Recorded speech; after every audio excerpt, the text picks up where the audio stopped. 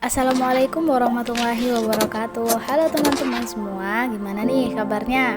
Perkenalkan, nama saya Nurjannah dengan NIM 2020050102017 dengan program studi Perbankan Syariah semester 6. Nah, video kali ini saya akan membahas mengenai analisis laporan keuangan dengan dosen pengampu Bapak Dosen Muhammad Imran SENAK.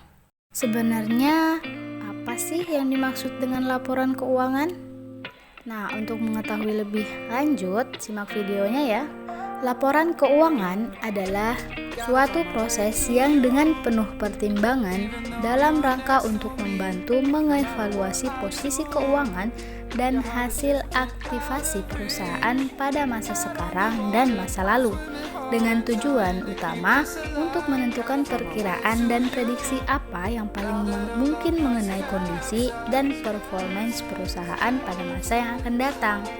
Nah, tujuan laporan keuangan ini yaitu untuk mengetahui posisi keuangan perusahaan, untuk mengetahui kelemahan apa saja yang menjadi kekurangan perusahaan, dan juga untuk mengetahui kekuatan-kekuatan yang dimiliki, untuk mengetahui langkah-langkah perbaikan apa saja yang perlu dilakukan untuk kedepannya, dan untuk mengetahui penilaian kinerja manajemen ke depan, apakah perlu penyegaran atau tidak.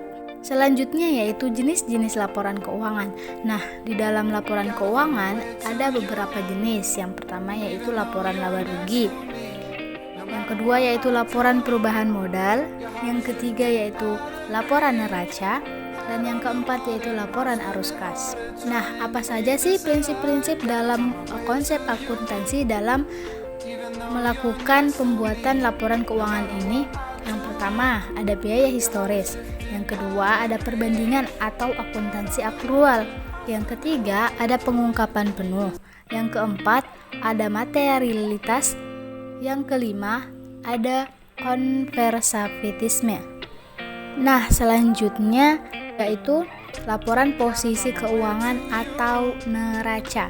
Nah, menurut Harahap, neraca atau balance sheet adalah laporan yang menyajikan sumber-sumber ekonomis dari perusahaan atau aset kewajiban-kewajiban dan hak para pemilik perusahaan yang tertanam dalam perusahaan tersebut atau ekuitas pemilik suatu saat tertentu.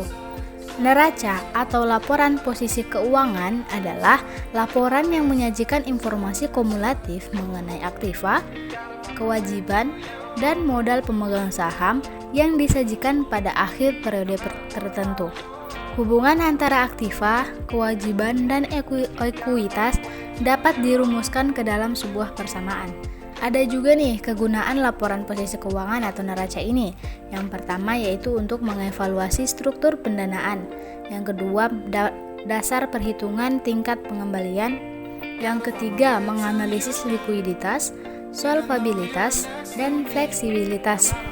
Nah, dalam penyusunan neraca ini ada beberapa komponen yang harus ada.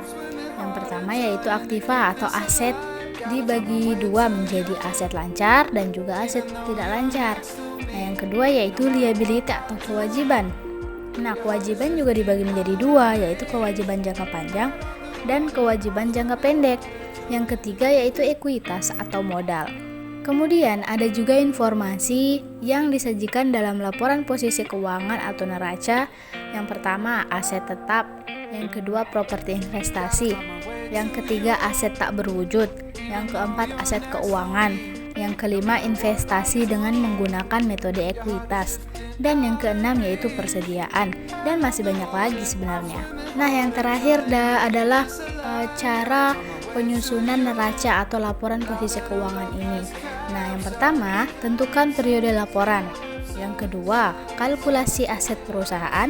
Yang ketiga, kalkulasi kewajiban perusahaan. Yang keempat, kalkulasi ekuitas. Dan yang kelima, membandingkan ekuitas dan liabilitas dengan aset.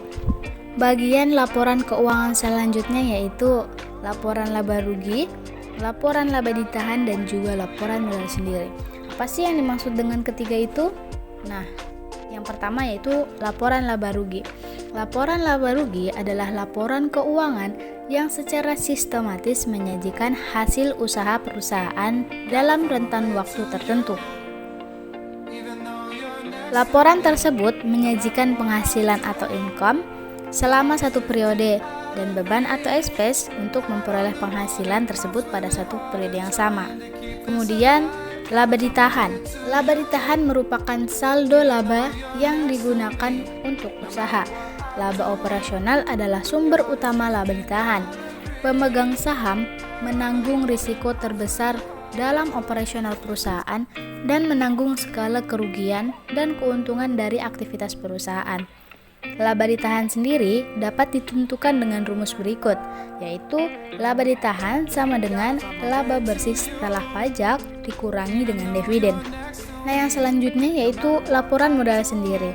Menurut Darmawan, modal sendiri merupakan perimbangan antara penggunaan modal pinjaman yang terdiri dari utang jangka pendek yang bersifat permanen, utang jangka panjang dengan modal sendiri yang terdiri dari saham preferen dan saham biasa.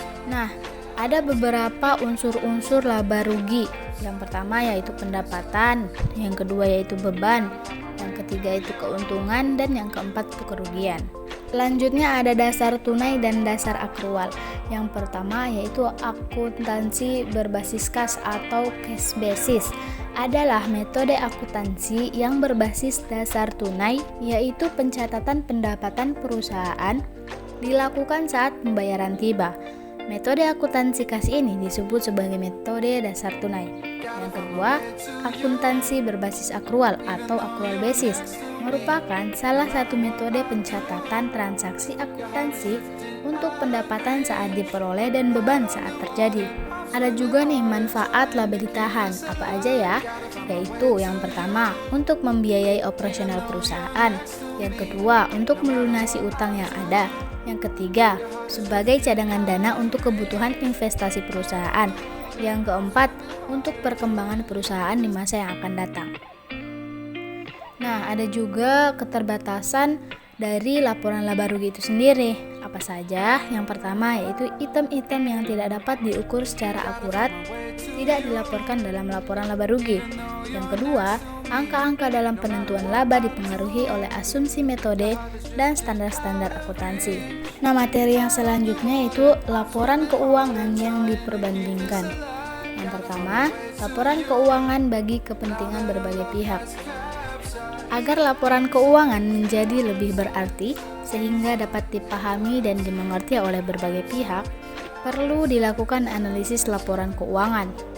Bagi pihak pemilik dan manajemen, tujuan utama analisis laporan keuangan adalah agar dapat mengetahui posisi laporan keuangan perusahaan saat ini.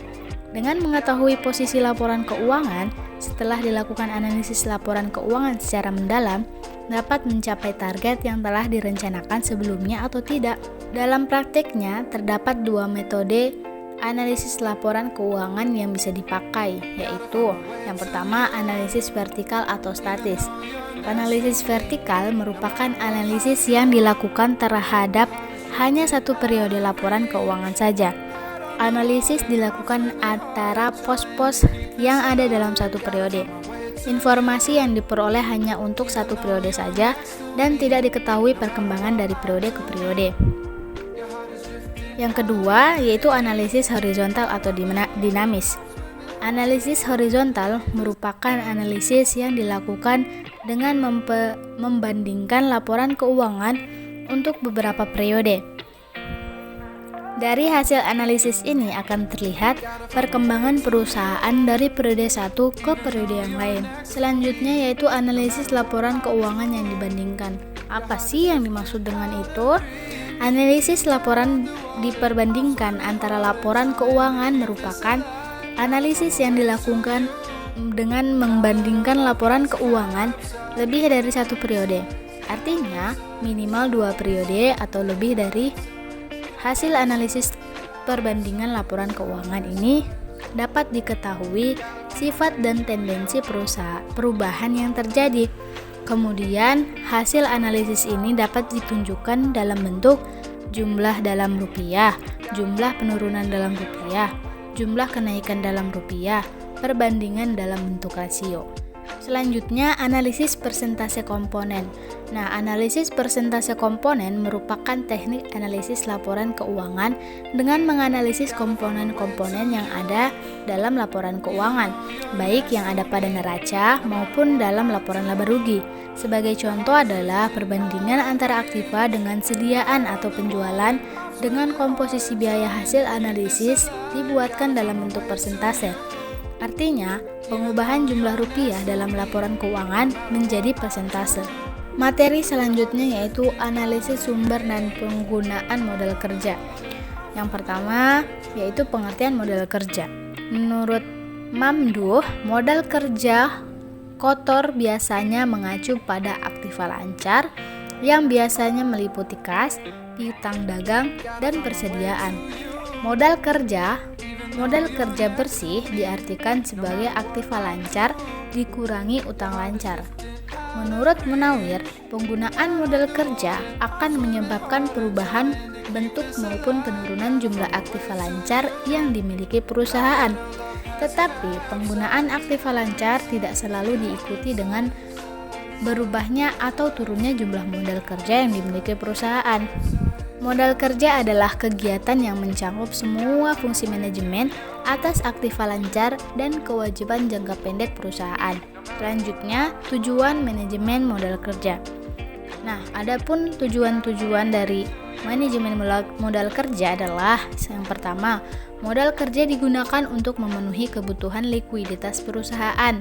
Yang kedua, dengan modal kerja yang cukup, perusahaan memiliki kemampuan untuk memenuhi kewajiban pada waktunya.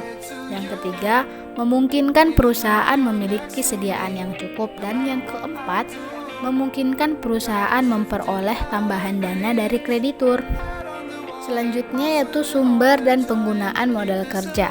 Sumber-sumber modal kerja bagi perusahaan menurut Munawir adalah yang pertama, hasil operasi perusahaan, keuntungan dari penjualan, surat-surat berharga, penjualan aktiva tidak lancar, penjualan saham atau obligasi. Penggunaan modal kerja akan menyebabkan perubahan bentuk maupun penurunan jumlah aktiva lancar yang dimiliki perusahaan. Namun, tidak selalu penggunaan aktiva lancar diikuti dengan perubahan dan penurunan total modal kerja. Materi yang selanjutnya yaitu analisis dan penggunaan kas. Yang pertama, kas.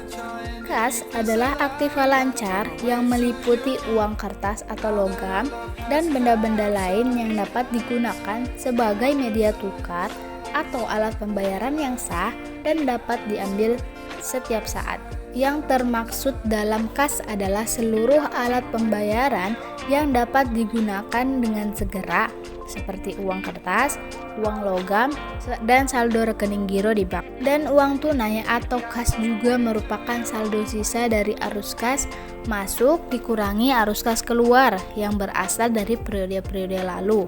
Arus kas mengacu pada arus kas masuk dikurangi arus kas keluar pada periode berjalan. Yang kedua yaitu sifat laporan dan penggunaan kas. Sifat laporan perubahan modal kerja adalah memberikan ringkasan transaksi keuangan selama satu periode dengan menunjukkan sumber dan penggunaan modal kerja dalam periode tersebut. Modal kerja meliputi seluruh aktiva lancar atau aktiva lancar dikurangi utang lancar. Dengan demikian, yang dilaporkan adalah perubahan aktiva lancar dan utang lancar, serta sebab-sebab perubahan tersebut atau sumber dan penggunaannya. Yang ketiga, sumber penerimaan dan penggunaan kas.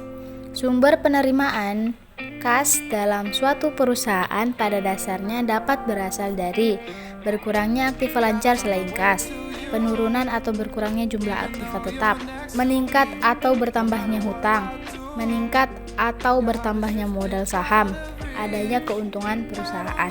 Nah, itulah tadi materi yang dapat saya paparkan. Mudah-mudahan bermanfaat bagi saya dan juga teman-teman yang menonton. Jika ada kesalahan, mohon dimaafkan. Sekian, wassalamualaikum warahmatullahi wabarakatuh.